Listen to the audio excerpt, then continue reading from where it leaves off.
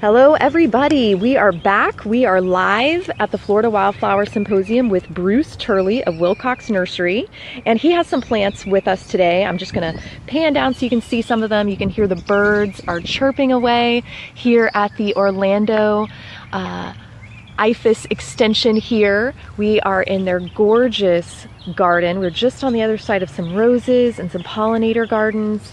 You've got to come out here and take a look, even if you can't make it out to the symposium this year. It's absolutely fantastic. It's a beautiful day, and we're glad that you're joining us today.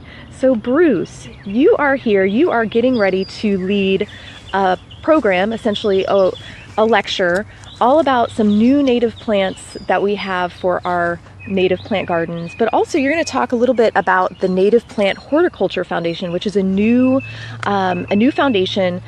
And I'm curious if you can tell us a little bit about that first before you tell us about some of these great plants, some of which I've truly never really seen before. So tell us a little bit more about the Native Plant Horticulture Foundation, Bruce. Sure thing, Jennifer. First of all, it starts out with the fact that we have a real shortage of availability of native plants in Florida and probably many other places.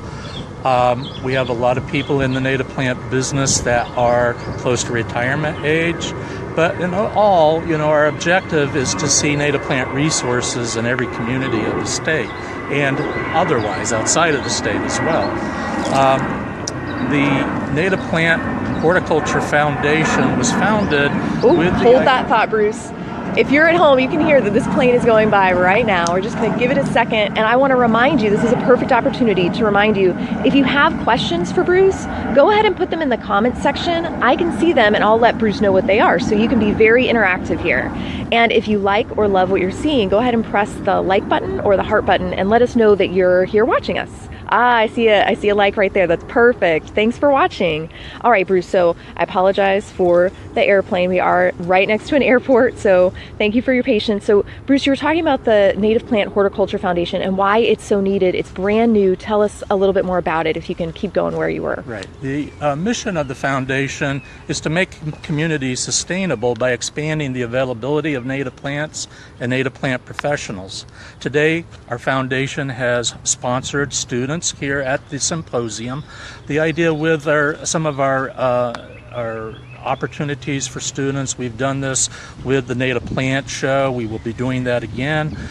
We are doing this program with students this time with the symposium, and the idea is to immerse the young people, the students, the career changers that might have an interest in native plants, immersing them in our culture. They find out what a wonderful story and mission working in this field with native plants is, and it really is very engaging and captivating to be able to bring people in and get their interest in our field. We have tremendous shortages of native plants currently, and there is a very rapidly growing interest in native plants and in using native plants. So, Bill, you said that there's a rapid interest, there's a growth of interest in the native plant industry, and I find that very interesting because I work with the general public and people are always asking about native plants, but they often say, but I can't find them. Where can I find them? How can I find them? They're not at these big box stores I go to. Can you talk a little bit about that? All right, and that is the problem, Jennifer, that there is a great need, a great demand for native plants, great shortages of native plants for our landscape projects, as well as for the general public to be able to acquire native plants. The Florida Association of Native Nurseries is pretty much the go-to organization that promotes the native plant trade in Florida, and the Native Plant Horticulture Foundation is an outcrop of that parent organization. The idea is to provide opportunities and encourage people that want to enter this business and promote native plants in its many forms. Interestingly, there's been a bunch of surveys done fairly recently. One of them from the American Society of Landscape Architects, and in their ranking in the survey, 83% of the respondents wanted more native plants in their landscapes. And then there were high percentages down the line of people that wanted low maintenance landscapes, they wanted plants for wildlife. So there's really an incredible demand that exists. And that's the purpose of the foundation, is to try to help to create the next generation of native plant experts and native plant businesses. That's so interesting you say that about the recent study, because I read that study and it looked like native plants were requested from landscape designers even more than spaces in their yard for yoga or other activities. They wanted native plants first. So it's great that you've got this Native Plant Horticulture Association or Foundation getting started. And I know people can find that on Facebook, right? If they just go to Facebook, they can find a page about the foundation. That's great. Right. They can just do a search for the Native Plant Horticulture Foundation, and the web page as well as the Facebook connection will come up, and they can learn more about us. Okay, great. So Bruce, can you go ahead and show us some of these plants in just a second? And while Bruce is silencing his phone, which I actually need to do myself, I want to just remind everybody, if you're here watching, we're going to be talking about some amazing new plants that might be new to you. Some of them are very new to me. I'm going to pan around to some of them, and Bruce is going to show us what these are all about. But I want to remind you that if you have a question for Bruce or about any of these plants, you can list it in the comments section. We'll see it pop up and we can answer your questions. And again, if you like or love what you're seeing, then you can go ahead and press the like button, and we'd love to know that you're here. So Bruce, you're holding one in particular that is so dainty, and it's got kind of a light green, almost fuzzy appearance on the leaves. It looks like it'd be fun to touch. Can I touch it? Sure. Okay, you guys see my thumb here. I'm touching it. It's a very tough plant, so no problem. It's a tough plant. It feels a little rough, but soft at the same time. Yes. Even the stems can be a bit soft. It has this wonderful silvery gray-green coloring to it. And what is it? I realize we haven't talked about what the name of it is. What is it? It is beech tea. Beech tea. And I'm going to zoom in on this label here. It's a little fuzzy on Facebook Live. It's hard to zoom in on. There we go. Beech tea, low-growing vining shrub. Okay, so tell us a little bit more about this beech tea. Yeah, it's Croton punctata. Interestingly enough, most people in Florida probably think of the tropical color leafed plants that are exotic. They're not from here. This one happens to have that genus name. It's a so Croton. Not to be confused by that. Okay. It is a dune plant. It's adapted to very dry, deep-drained, harsh conditions. It'll grow in most coastal areas or well-drained areas throughout the state. Likes to be in full, hot, open sun, and it's a nice, low-growing, kind of sprawling shrub that gets about knee-high and will go to maybe 3 feet or so across. It's a fairly short-lived plant, but it's real good at regenerating. Okay. And it's just a plant that tends to be kind of underutilized.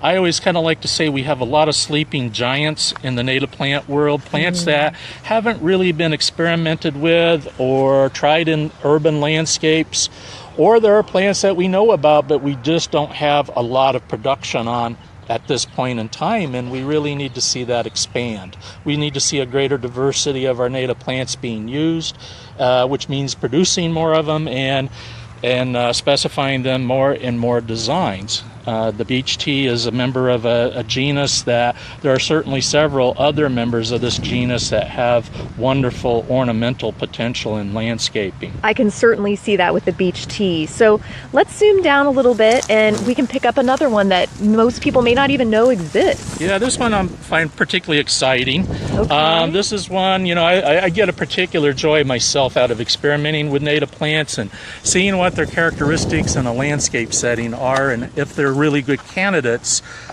for landscape.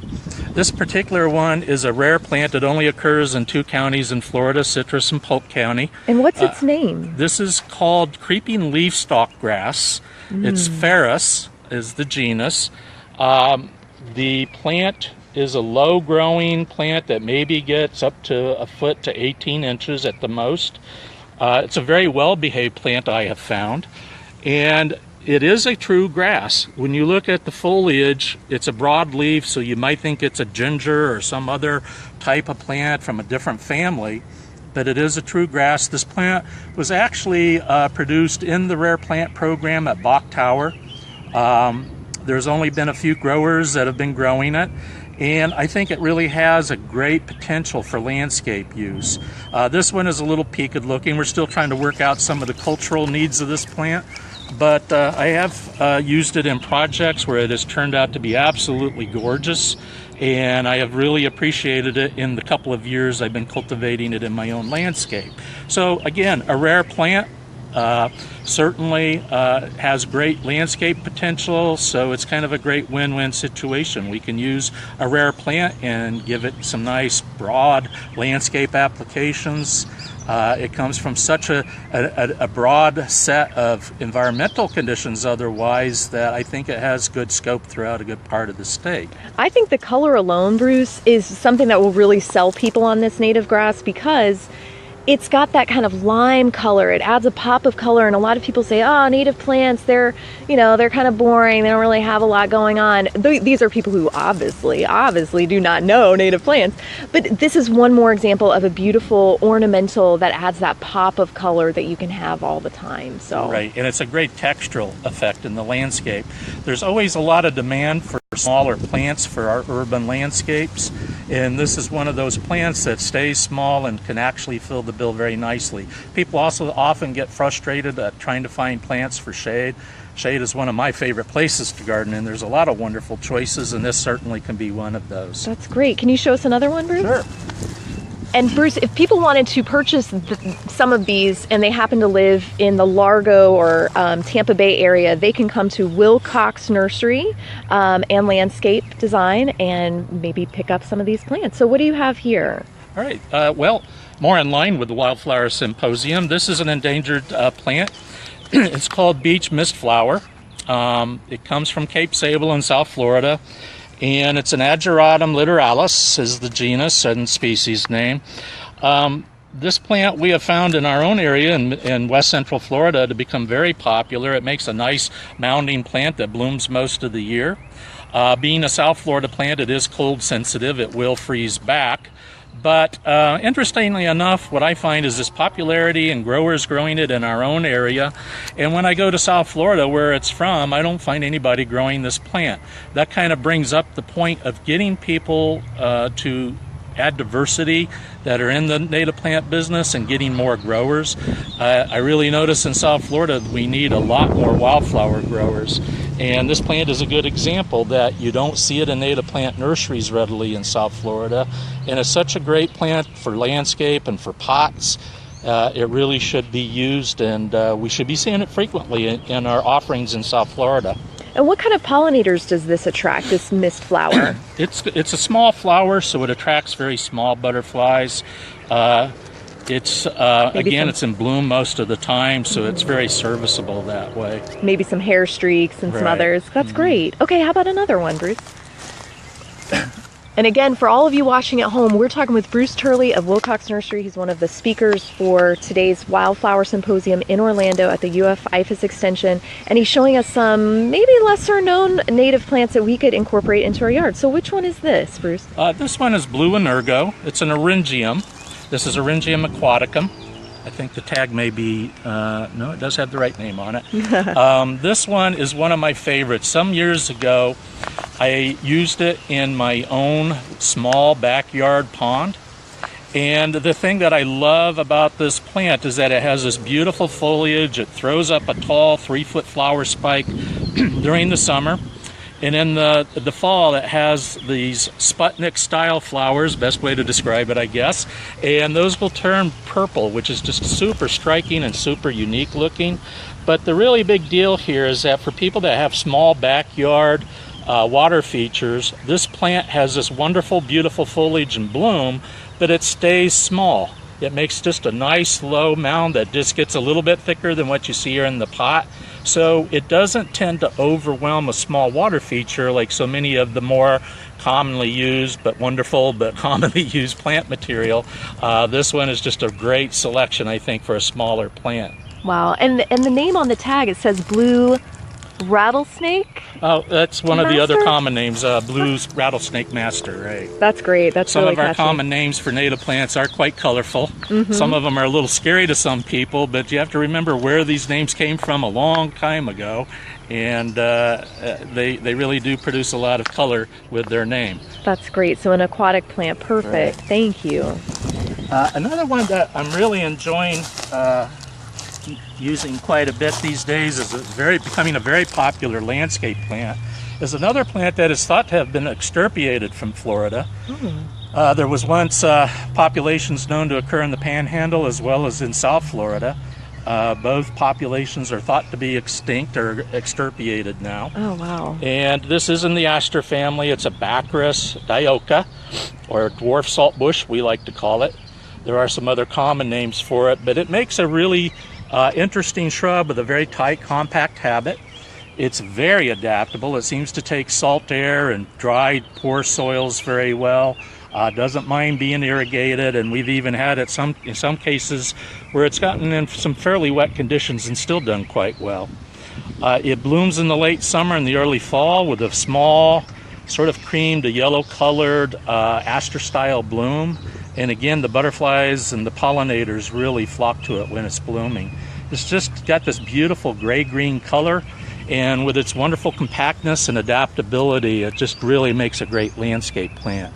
We're slowly seeing more and more people starting to produce this throughout South Florida and Central Florida, and hopefully North Florida soon, and hopefully, this continues on a nice path of familiarity with gardeners. Absolutely. That I can picture that in my garden in just the perfect spot. I've been looking for something just like that and didn't even know it.